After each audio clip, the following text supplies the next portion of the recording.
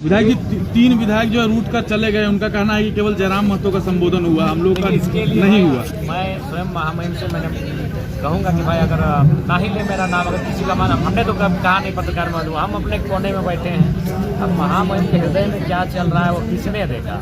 ना हमने उनको कहा कभी, ना हम अपने से कभी किसी को किया।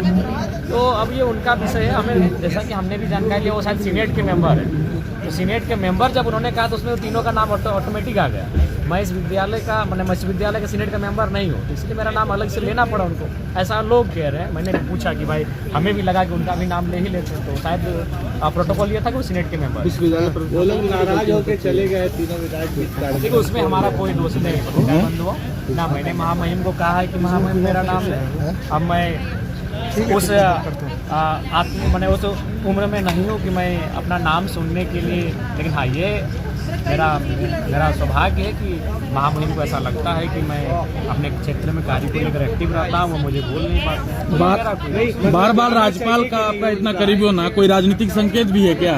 देखिए ना, ऐसा नहीं, लगातार हम लोग, हमें लगता है कि प्रत्येक सप्ताह में 2 बार 3 बार हम महामहिम से किसी कार्य को लेकर लाइनअप करते हैं, अपने प्रतिनिधिमंडल को हम भेजते हैं, तो शायद उनके ध्यान में मेरी कार्यशैली रहती है और ऐसा कुछ नहीं। कुछ पॉलिटिकल ऐसा कानून लागू हो गया, किस तरीके से देखिए चलते आदिवासियों को वरदान हो, लेकिन थोड़ा सा ऐसे क्षेत्र जिनमें आदिवासियों की संख्या कम और ओबीसी अथवा अन्य लोग ज़्यादा रहते हैं, उनमें थोड़ा सा सरकार को विशेष ध्यान देना। किस तरीके से ध्यान देना? जैसे मान के चलिए, जैसे कि मान के चलिए किसी शेड्यूल एरिया है और नौकरियों में होंगे, क्योंकि ये डिग्री एक उपाधि है, एक सम्मान माना जाता है।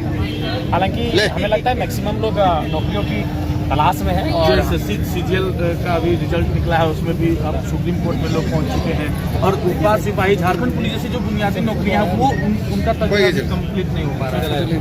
हमें लगता है राजनीतिक व्यवस्थाओं को इस पर एक पुनर्विचार करनी चाहिए, एक विवेचना करनी चाहिए कि हमारा जो भी परीक्षा लेते हैं फिर कैंसिल होता है, फिर कोर्ट कचहरी का चक्कर में जाता है, तो उनका एक निराकरण, बेहतर निराकरण को हमें लगता है एक चिंतन मंथन करना चाहिए। जयराम राज्यपाल आपका नाम लेते हैं और तीनों उसके लिए वो बसाकर चले गए। देखिए इसमें मेरा क्या कसूर है पत्रकार महोदय? मैंने तो महामहिम को कहा कि महामहिम और भी 3 विधायक हैं, अगर उनका भी नाम ले लेते हैं तो हम बोला ठीक, हम देख लें। आज क्या वो जो महामहिम जो स्पीच तैयार करते हैं, क्या हम लिख के देते हैं?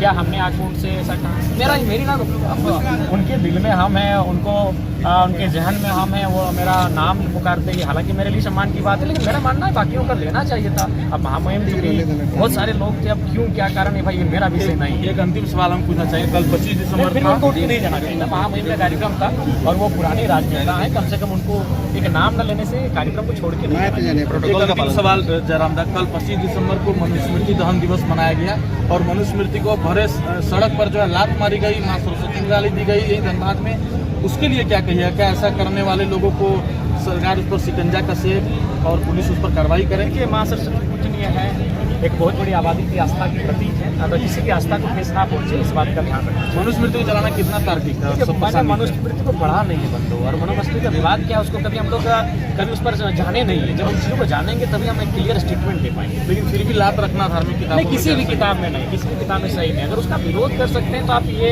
उनकी लाइनों का, कुछ लाइनें ऐसी हैं जो आपत्तिजनक है, हाँ मंच बैठाइए भाई, इसका ये भ्रामक है, लेकिन मैंने इस प्रकार से एक विरोध का भी एक तरीका है।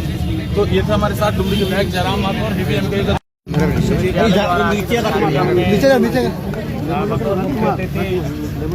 विश्वविद्यालय के कुलाधिपति राज्यपाल महोदय महामहिम, उनके द्वारा सभी विद्यार्थियों को, शोधार्थियों को प्रमाण पत्र वितरित किया गया। मैं उनको उनके उज्ज्वल भविष्य के लिए शुभकामनाएं देता हूं, और वो अपने भविष्य में जिस पद को धारण करेंगे, इस कार्य को करेंगे, निर्वहन करेंगे, उसका पूरी निष्ठा ईमानदारी पूर्वक कार्य करेंगे।